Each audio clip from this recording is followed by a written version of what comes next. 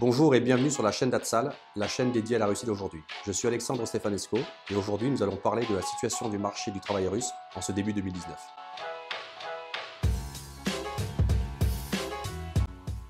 Alors Alexandre, quelle est la situation du marché de travail en Russie en ce début 2019? La situation du marché du travail est plutôt bonne puisque le chômage atteint un record historique. Il est très faible, il est de 4,8% seulement en ce mois de janvier-février, en ce début d'année 2019. Donc c'est vraiment un record puisque historiquement au début de l'ère Poutine, après la crise de 1998, le taux de chômage était très élevé en Russie puisque l'économie s'est effondrée. On avait un taux officiel de 20 à 25%, mais c'était beaucoup plus en fait. Peu à peu, avec les années 2000 et le redémarrage économique que la Russie a connu, le taux de chômage a continuellement baissé. Donc il est passé de 25% à peu près 5,5% en moyenne. La crise de 2008, de 2009 a fait remonter le chômage à un peu plus de 8%, mais ça a duré quelques mois. Le taux de chômage a vite rebaissé et malgré les événements de 2014, la crise économique, les sanctions qui ont suivi, etc., le taux de chômage a continuellement baissé pour passer en ce début d'année sous 5%. Donc c'est très faible. Est-ce que le chômage est partout bas en Russie? Alors en fait, non. Il y a des grandes disparités. Tout d'abord, il faut bien comprendre que la période récente qui a construit l'économie russe, enfin qui a vu se construire l'économie russe d'aujourd'hui, a vu des grandes tendances. La première, c'est déjà, il faut bien comprendre qu'il y a une très forte urbanisation, puisque l'urbanisation de la population russe est passée en un peu moins de 20 ans de 71 à 75%. Donc les gens se dirigent vers les grandes villes. Et là, il y a deux grandes tendances qu'on peut noter. C'est que Moscou et Saint-Pétersbourg sont devenus vraiment des capitales économiques. Alors Moscou d'abord, mais Saint-Pétersbourg aussi. Pour donner un ordre de grandeur, Moscou aujourd'hui c'est 12 millions d'habitants et 25% du produit intérieur brut du pays. Et Saint-Pétersbourg c'est 5 millions et demi d'habitants.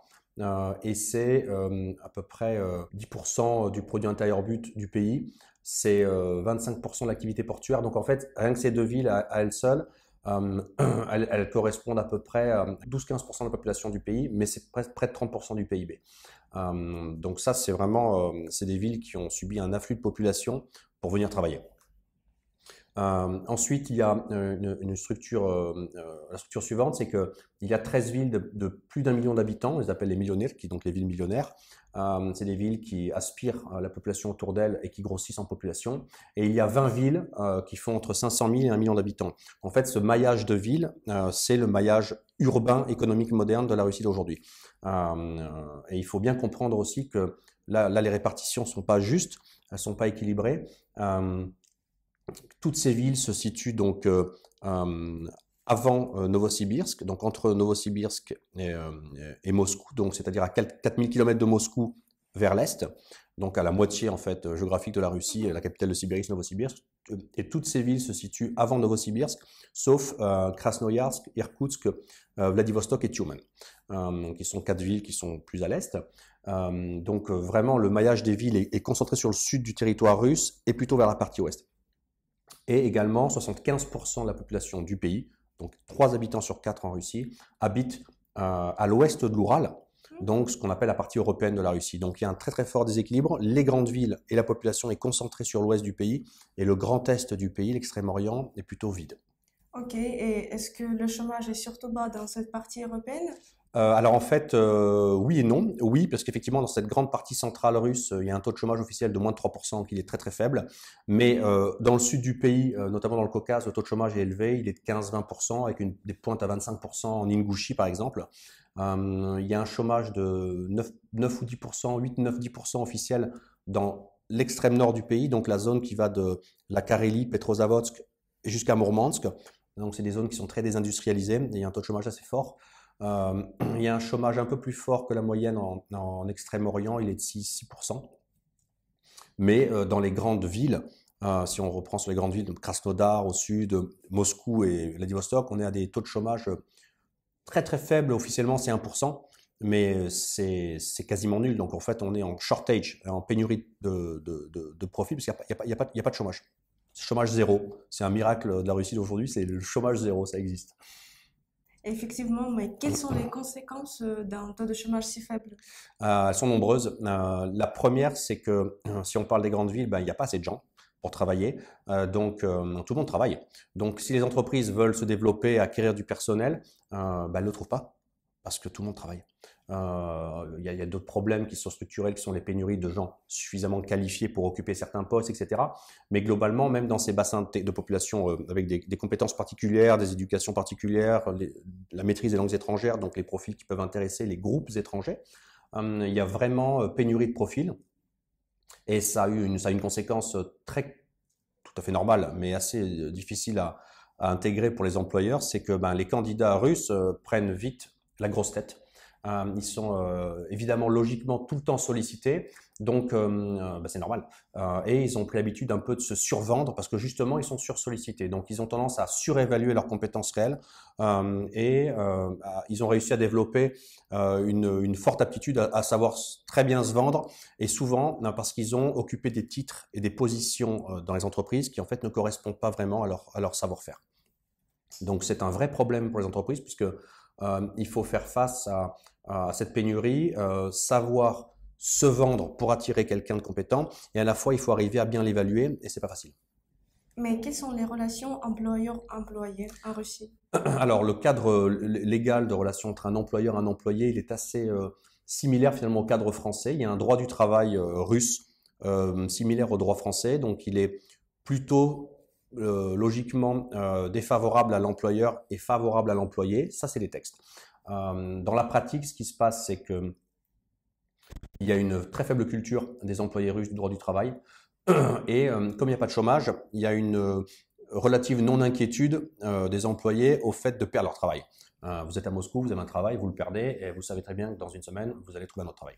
Donc, il n'y a pas vraiment d'inquiétude et de difficulté ou de stress d'un employé lors de la séparation avec l'employeur qui se traduirait par une volonté à l'employé de nuire à l'employeur et d'aller au tribunal. Ce n'est pas des réflexes russes et d'employés russes pour la raison suivante, c'est qu'il n'y a pas de chômage. Donc, on change d'emploi, on trouvera un autre emploi, un autre employeur.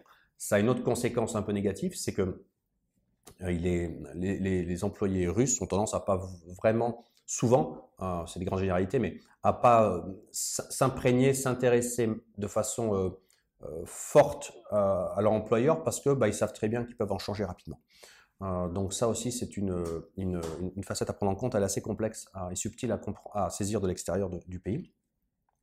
Après, les relations d'un point de vue la séparation, il faut mentionner que par exemple, l'employé est accompagné lors de sa carrière professionnelle. En fait, toute sa vie professionnelle est écrite sur un carnet de travail, la Trudova Knižka, sur lequel les employeurs marquent, et ça suit l'employé à vie, les raisons de la séparation. Donc généralement, ça atténue un petit peu les velléités de conflit des employés envers les employeurs. Voilà, ça c'est important et ça permet de trouver toujours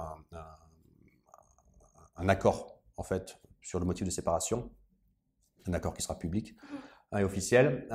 Après, les relations sont gérées de façon comme la France, donc il y a des contrats à durée déterminée, des contrats à durée indéterminée, il y a des contrats de prestation de services que les personnes morales peuvent signer avec les personnes physiques.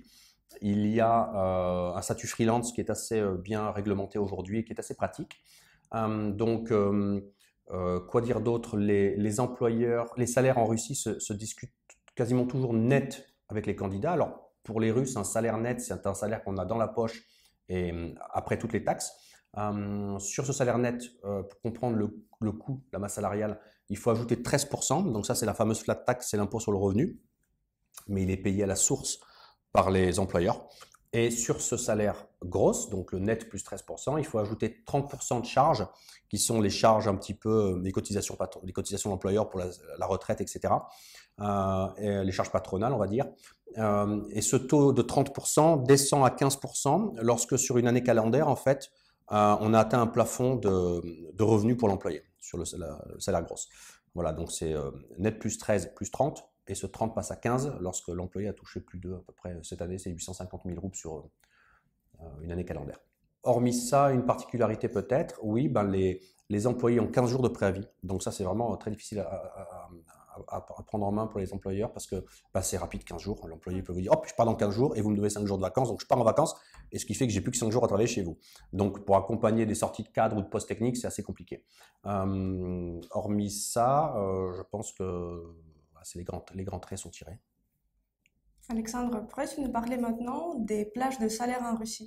Oui, alors là encore une fois, c'est des indications. Aujourd'hui, le salaire moyen sur Moscou, salaire officiel, c'est à peu près 82-85 000 roubles, donc c'est 1100 euros au taux du cours du rouble d'aujourd'hui, c'est-à-dire 1 euro pour 75 roubles. Sur les villes après Moscou qui se développent et qui sont importantes, les capitales économiques comme Saint-Pétersbourg, Vladivostok, on est sur des salaires de 45 000 roubles, 50 000 roubles, donc c'est plutôt 700 euros. Sur les villes millionnaires, ça descend un petit peu. On est sur des plages de 40 000 roubles, 35 000 roubles, donc ça fait à peu près 550, 600 euros. Et le salaire moyen en Russie est évalué à peu près 40 000 roubles, donc c'est 550 euros. Donc c'est l'équivalent de la Roumanie d'aujourd'hui. Mais encore une fois, ça c'est des grandes indications, sachant que lorsqu'on cherche du personnel un peu qualifié ou avec des langues étrangères, les salaires peuvent être quand même plus élevés. Là, on parle d'une moyenne de population russe sans prendre en compte la maîtrise des langues étrangères, par exemple. Et il faut bien prendre en compte aussi que, voilà, selon certaines activités, selon certaines industries, les pénuries étant plus fortes, les salaires des candidats disponibles sont plus élevés. Après, chose importante, peut-être, il faut bien comprendre que c'est des estimations en roubles. C'est-à-dire qu'en fait, 82 000 roubles de salaire moyen à Moscou, aujourd'hui ça fait 1100 euros, mais au cours de 2008, avant la dévaluation et la crise économique, bah, c'était 2000 euros. Donc ça reste quand même un bon salaire. Dans la dynamique intérieure qui est l'évolution simplement en roubles, les salaires continuent de monter. C'est-à-dire qu'en fait, les salaires russes ont augmenté en 10 ans malgré 5 ou 6 ans de crise. Donc ça c'est une chose importante à prendre en compte, c'est qu'en roubles, les employés russes s'enrichissent quand même. Évidemment, le coût de la vie augmente, mais leurs revenus réels, leur salaire augmente. Et donc, ils ont quand même pris l'habitude d'avoir des salaires en hausse lorsqu'ils changent de poste. Avant, les employés en général changeaient de poste pour des hausses de salaire de 5-10%. Maintenant, un employé qui se fait chasser, qui se fait proposer un poste, attend de toucher peut-être 15, 20, 25% de plus pour changer de poste. Il y a une plus grande prudence au changement de poste et on va dire que c'est moins versatile. Les employés sont moins versatiles qu'avant, ils sont un peu plus stables en poste. Ça, c'est une normalisation en cours, en fait, du marché. Alexandre, mais si c'est si difficile de trouver des gens sur Moscou et sur Saint-Pétersbourg, peut-être les régions sont-elles l'avenir? Oui, oui et non. Effectivement, il y a de plus en plus d'entreprises étrangères maintenant qui vont viser les régions. Il y a une raison simple pour cela, c'est qu'évidemment, les salaires sont plus faibles en région. Il y a un peu plus de chômage et par conséquent, il devrait être plus facile de trouver des gens. Mais il y a d'autres problématiques quand même qui viennent se greffer. La première, c'est que beaucoup de gens bons sont venus à Moscou et Saint-Pétersbourg.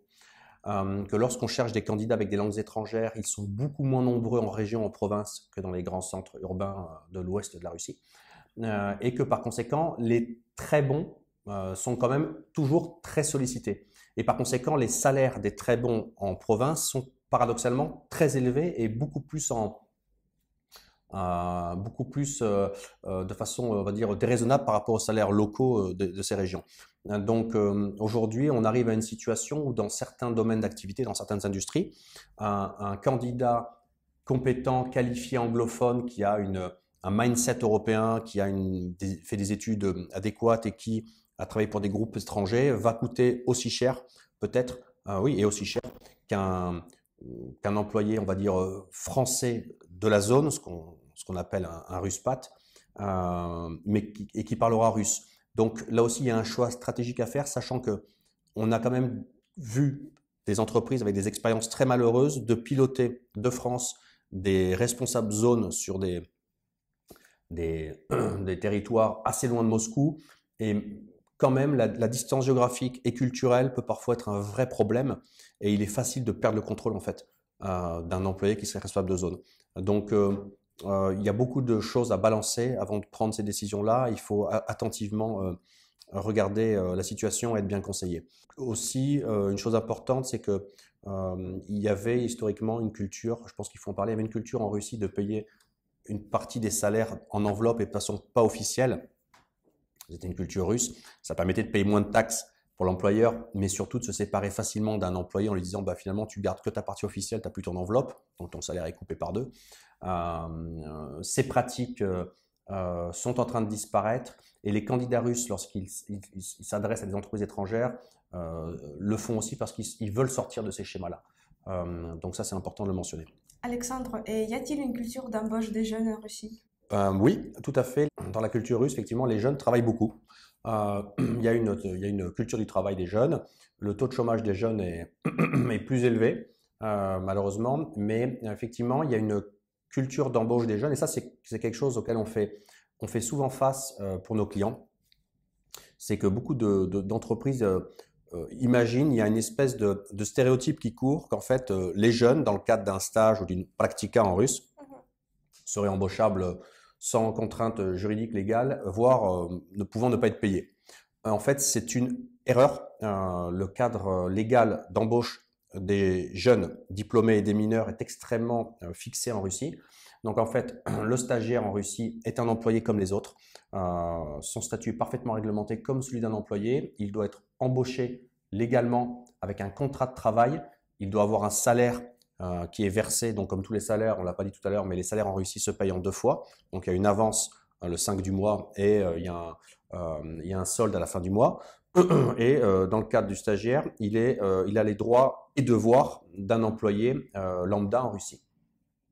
Donc on ne peut pas le payer moins que le salaire minimal. On ne peut pas ne pas le payer.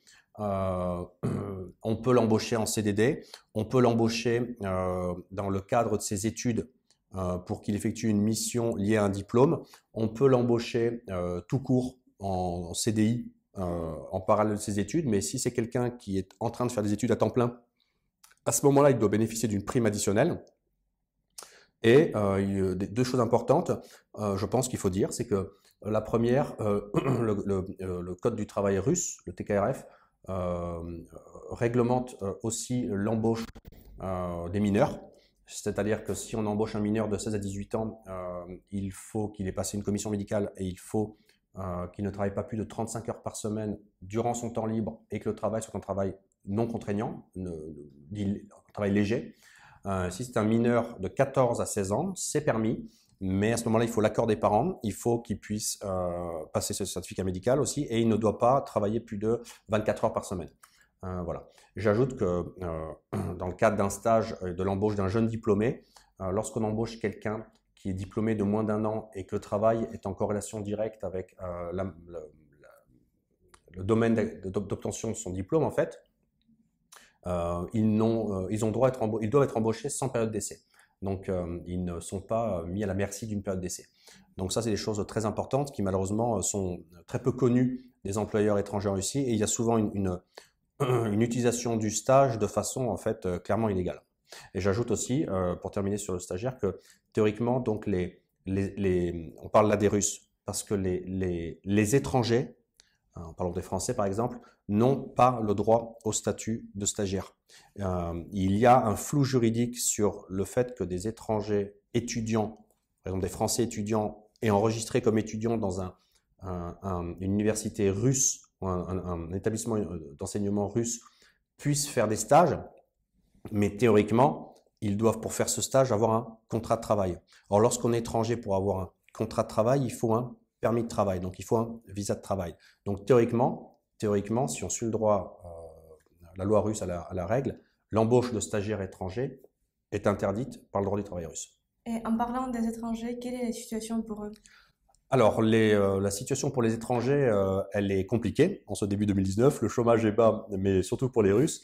En fait, tout dépend de quels étrangers on parle.